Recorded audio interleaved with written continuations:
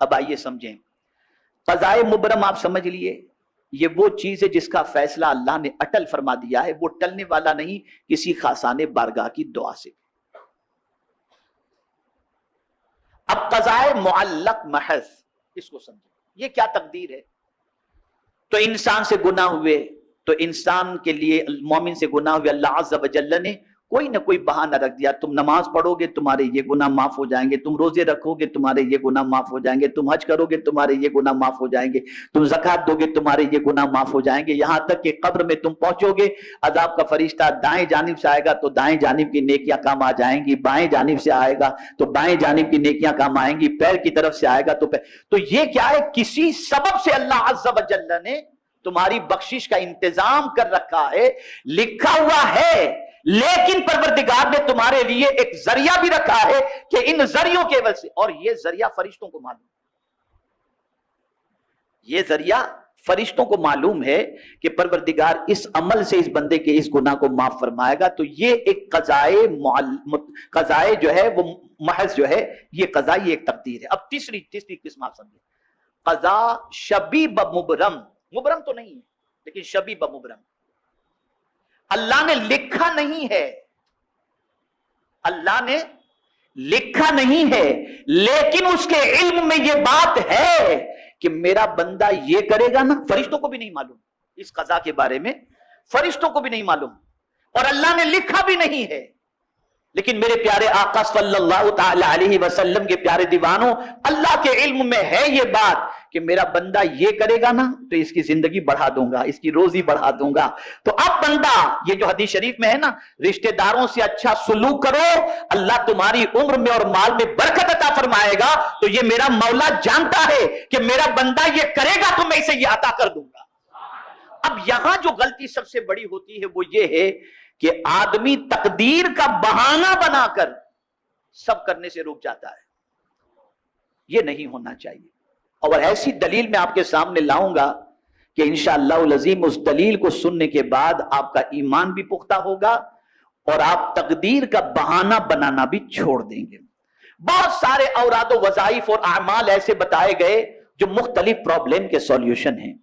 مثال کے طور پر ایک صحابی گرفتار ہوئے، رسول رحمت صلی اللہ تعالی علیہ وسلم کی بارگاہ کے اندر ان کے والد پہنچے اور کہا، یا رسول اللہ صلی اللہ تعالی علیہ وسلم، میرا بیٹا گرفتار ہے اور اس کی ماں اس کی جدائی کے اندر بہت رو رہی ہے، یا رسول اللہ صلی اللہ تعالی علیہ وسلم اس کے سلسلے میں کرم کی نظر فرمائیں اور کچھ بتائیں کہ کیا کرنا چاہیے۔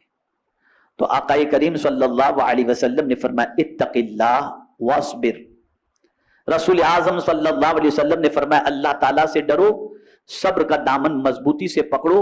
اور پھر حضور صلی اللہ علیہ وسلم فرماتے ہیں، میں تجھے اور تیری بیوی کو حکم دیتا ہوں کہ تم کثرت سے لا حول ولا قوت الا باللہ پڑھو۔ ارشاد نبوی سن کر وہ صحابی اپنے گھر لوٹ آئے اور اپنی بیوی کو سارا ماجرا آ کر بتایا۔ وہ نیک بخت بیوی کہنے لگی، حضور صلی اللہ علیہ وسلم نے جس چیز کا ہمیں حکم دیا وہ بہت ہی عمدہ ہے۔ پھر ان دونوں میاں بیوی نے بکثرت ورد شروع کر دیا، چنانچہ اس کی برکت سے دشمن ان کے بیٹے کی طرف سے غافل ہو گئے اور وہ ان کی غفلت سے فائدہ اٹھا کر وہاں سے نکل گئے اور اللہ نے رہائی عطا فرمائی۔ سبب تھا لا حول ولا قوت الا باللہ، اور یہ بہت بڑا عمل ہے۔ خدا کی قسم اس عمل کی برکت میں آپ کو بتاؤں تو آپ کی عقل دنگ رہ جائے گی، کتنا پاورفل ہے یہ عمل، کتنا پاورفل۔ میں ایک حدیث شریف ایک قول آپ کے سامنے پیش کرتا ہوں۔ علامہ پانی پتی اپنی تفسیر مظہری میں اس آیت کے ضمن میں، یعنی وَمَن يَتَّقِ اللَّهَ يَجْعَل لَّهُ مَخْرَجًا وَيَرْزُقْهُ مِنْ حَيْثُ لَا يَحْتَسِبُ وَمَن يَتَوَكَّلْ عَلَى اللَّهِ فَهُوَ حَسْبُهُ إِنَّ اللَّهَ بَالِغُ أَمْرِهِ قَدْ جَعَلَ اللَّهُ لِكُلِّ شَيْءٍ قَدْرًا۔ اس آیت کی تفسیر میں قاضی ثناء اللہ پانی پتی تفسیر مظہری میں اس آیت کے ضمن میں حل مشکلات کے لیے ایک وظیفہ لکھا ہے جو ہدیہ ناظرین ہے۔ حضرت مجدد الف ثانی نے دینی اور دنیاوی منافع کے حصول، دینی اور دنیاوی مشکلات کے حل کے لیے یہ وظیفہ بتایا کہ ہر روز 500 مرتبہ لا حول ولا قوت الا باللہ پڑھے اور اول آخر 100 مرتبہ درود پاک پڑھے، اللہ اس کی ساری پریشانیوں کو دور کرنا ہے۔ اب ہمارے یہاں تعویذات کے لیے اور دیگر چیزوں کے لیے لوگ آتے ہیں تو کہتے ہیں حضرت بس کچھ کر دیجئے، اور ان سے کہو یہ پڑھو، کہاں حضرت یہ بہت مشکل ہے۔ تو آپ سے میں ایک چیز عرض کروں کہ اس طرح سے کام نہ کریں۔ جنت میں جانا ہے تو کوئی پیر صاحب مرے اور آپ جنت میں نہیں جاؤ گے، جنت میں جانا ہو تو آپ کو خود کو مرنا بھی تو پڑے گا نا۔ آپ مریں گے نہیں تو جنت میں جائیں گے کیسے؟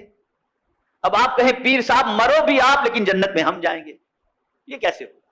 تو یہ اولیاء کرام جو اوراد و وظائف عطا کرتے ہیں، اس سے مصیبتیں ٹلتی ہیں، پریشانیاں ٹلتی۔ اب وہ لوگ جو تقدیر کا رونا رو کر اور تقدیر پر بھروسہ کر کے چپ چاپ بیٹھ جاتے ہیں اور کہتے ہیں اب جو کچھ تقدیر میں لکھا ہے وہ ہو کر کے رہے گا، اس کے لیے ایک حدیث، اور اتنی پیاری حدیث شریف ہے کہ میں یہ سمجھتا ہوں کہ اس حدیث مبارکہ کو ذہن میں رکھ کر خدا کی قسم آقا کا سچا عشق ہوگا نا تو کوئی آدمی کبھی بیکار بیٹھے گا ہی نہیں، وہ متحرک ہو جائے گا، وہ دوڑ دھوپ کرنے والا بن جائے گا، وہ محنت و مشقت کرنے والا بن جائے گا، وہ تقدیر کا بہانہ کرنا چھوڑ دے گا۔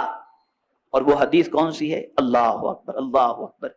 میرے آقا صلی اللہ علیہ وسلم فرماتے ہیں الکاسب حبیب اللہ۔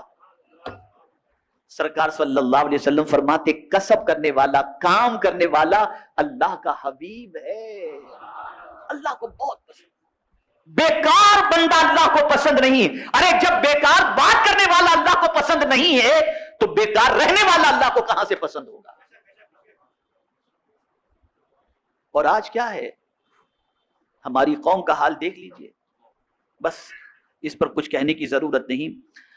اب سنیے، یہ جو حدیث شریف ہے الکاسب حبیب اللہ، اس کے بارے میں حضرت مولانا روم رحمت اللہ تعالی علیہ فرماتے ہیں کہ اگر تو توکل کا دعویٰ کرتا ہے تو کام میں مشغول ہو جا، پہلے تخم ریزی کر پھر اللہ پر بھروسہ کر۔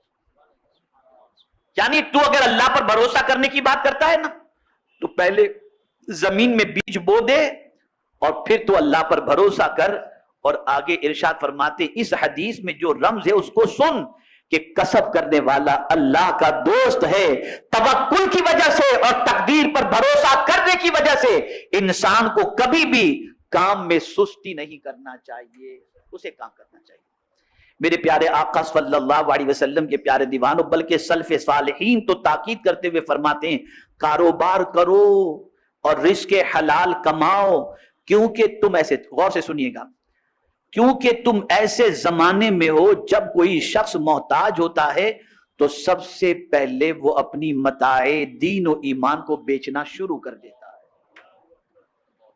جہاں آدمی محتاج ہوا کہ پہلے اپنا دین بیچے گا اور اپنا ایمان بیچے گا۔ تو میرے پیارے آقا صلی اللہ علیہ وسلم کے پیارے دیوانوں، تجارت کرو، کسب کرو، محنت کرو، یہ ساری چیزیں کرنا ہماری ذمہ داری ہے اور رسول رحمت صلی اللہ علیہ وسلم کی سنت مبارک